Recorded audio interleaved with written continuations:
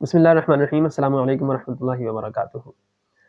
گزشتہ کچھ دنوں سے میں تصوف کے اوپر اپنی گزارشات پیش کر رہا ہوں، تو یہ اسی سلسلے کی یہ ایک اور ویڈیو ہے، کچھ گزارشات ہیں۔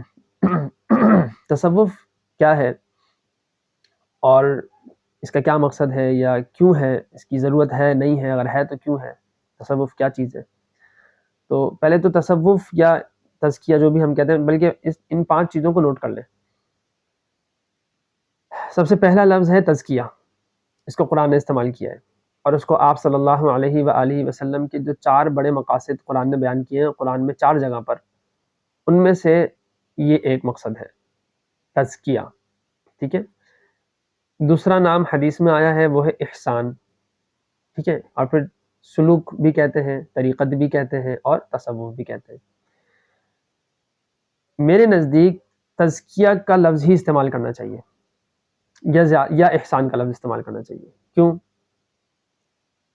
ہم جو لفظ زبان سے نکالتے ہیں اس کا اثر ہوتا ہے ہمارے دماغ پر بھی اور ہمارے دل پر بھی، بلکہ صوفیہ ہی کی دلیل اگر میں دوں یا صوفیہ ہی جو بات فرماتے ہیں وہی بات اگر میں کروں کہ بھائی ذکر جب زبان سے ذکر ہوتا ہے اس لفظ کی اپنی ایک تاثیر ہوتی ہے، تو وہ ذکر ضروری اسی لیے ہے کہ اس لفظ کی اپنی ایک تاثیر ہے، وہ جا کے دل پر اثر کرتی ہے۔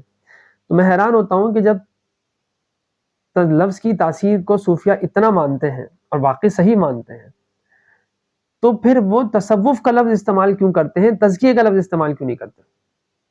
تصوف کا لفظ غلط نہیں، میں یہ نہیں کہہ رہا غلط ہے، لیکن جو لفظ قرآن کا ہے وہ اللہ کی ذات سے نکلا ہوا لفظ ہے، اس کا مقام دوسرا مقابلہ اس کا ہو نہیں سکتا۔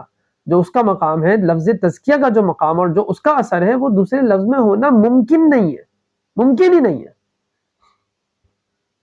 اور پھر تزکیہ بولنے میں اگر آپ یہ نیت کریں کہ میں قرآن کا لفظ استعمال کر رہا ہوں، تو قرآن کے تو ہر حرف پہ 10 نیکی ہے۔ تزکیہ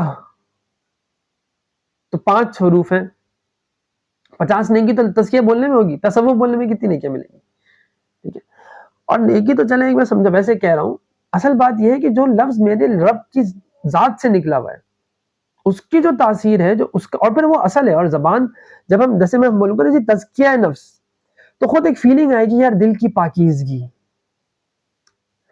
اور یہ بات اگر پتہ ہو، اور پتہ ہونی چاہیے جب آپ پڑھائیں گے اور بتائیں گے، تو خاص طور میں تو شیوخ سے درخواست کر رہا ہوں کہ بھائی یہ لفظ استعمال کیا کریں، تو آپ یہ لفظ بتائیں گے ان کو۔ تصوف کو بھی جب بتاتے ہیں تو بتاتے ہیں نا، اس کی وضاحت کرتے ہیں کہ لفظ کیسا ہے، کیا ہے، اس کا کیا مطلب ہے۔ تو اسی طریقے سے تزکیہ کا بھی بتائیں گے تو آپ بتائیں کہ بھائی یہ قرآن نے یہ لفظ استعمال کیا ہے۔ تو جب بھی سالک یا جب بھی جو آپ کا مرید ہے، جب بھی وہ بات کرے گا، ٹھیک ہے، یا وہ اس کے تصور میں یہ بات آئے گی، جب وہ تزکیہ کا لفظ بولے گا تو فوراً اس کے تصور میں بات آئے گی قرآن کی، ٹھیک ہے، اور قرآن سے لنک کرے گا اس کو۔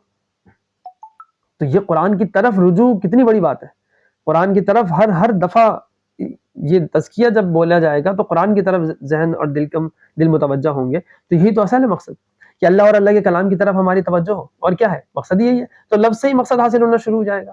تو یہ لفظ کیوں نہیں استعمال کرتے، یہ خود سوچنا چاہیے کہ بھائی آپ قرآن کا لفظ استعمال کریں، تو لفظ تزکیہ ہی استعمال کرنا چاہیے، یا احسان کر لیں۔ چلیں حدیث میں آیا تو وہ حدیث احسان، حدیث جبریل کی طرف دماغ جاتا ہے، دل جاتا ہے۔ تو یہ ایک تو پہلی بات یہ ہے کہ ہم اپنے لفظوں کا چناؤ بھی سوچ سمجھ کر کریں، اور بجائے تصوف کے تزکیے کا لفظ استعمال کریں۔ اور جب ہم تصوف سوچتے ہیں تو اس سے مراد خود ہی سے آٹومیٹکلی صوفیہ کا ایک آ رہا ہوتا ہے ذہن میں کہ جی صوفیہ اور تصوف، یہ وہ صوفیہ کے واقعات یا صوفیہ کی باتیں۔ تصوف نکلا بھی اسی طرح سے ہے نا، تصوف یا صوفیہ یا جو بھی ہے، تو تصوف بولتے ہی صوفیہ کی طرف ذہن جائے گا، ٹھیک ہے، جبکہ تزکیہ بولتے ہی اپنی پاکیزگی اور قرآن کی طرف ذہن جائے گا۔ کتنا فرق ہے، کہاں صوفیہ کہاں میرے رب کا کلام۔ صوفیہ کا مقام یہ نہیں کہ کم ہے، بہت بڑے صوفیہ بڑے ہوں گے، بزرگ ہیں، ہم سب مطلب میں شیخ عبد القادر جیلانی رحمہ اللہ بہت بڑے اللہ کے ولی ہیں، میں تو کچھ نہیں کہہ سکتا ان کے آگے، تو مطلب میں اپنے آپ کو تو ان کے پیروں کی خاک سمجھوں گا۔ لیکن کہنے کا مقصد یہ ہے کہ بھائی وہ جو بھی ہے، جتنے بھی بڑے 1 لاکھ کروڑوں بلکہ شیخ عبد القادر جیلانی آ جائیں، اللہ کے کلام کا مقابلہ تو پوری مطلب یہ تو بات ہی شاید عجیب سی ہے نا۔